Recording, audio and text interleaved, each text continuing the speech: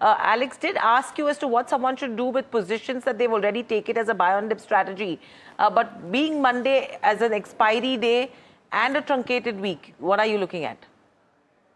So here, even now, if I see, the 25,000 put option really does not have as big a base, as does the 25,300 or 25,400 call option, suggesting that, while there could be a technical and a psychological support more so at around the 25,000 mark, at least in terms of data and in terms of option writing, that is not evident.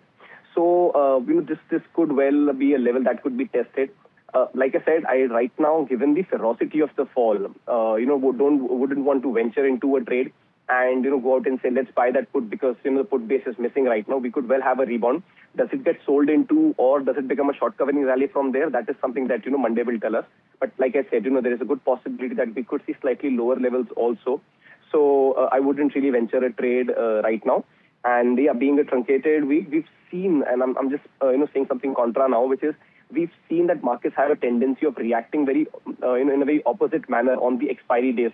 So maybe some pullback, on the upside could not be ruled out. So there is a good possibility that, markets could go higher and test the 25,300 mark as well as we've seen in the expiry. But like I said, given the ferocity of the fall doesn't warrant any trade just yet.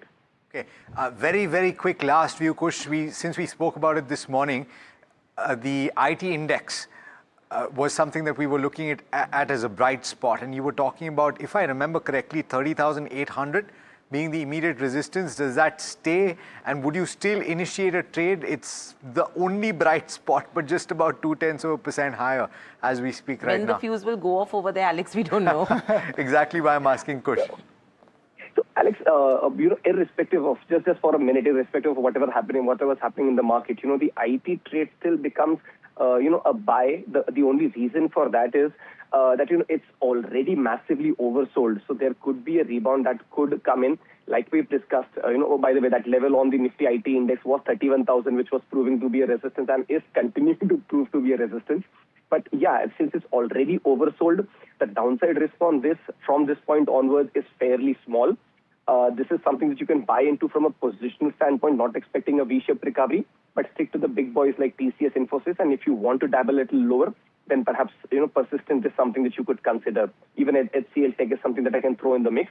But yeah, this is, that there might not be a very big downside from here on, at least, not from a very immediate perspective. So you could have a rebound in some of these names.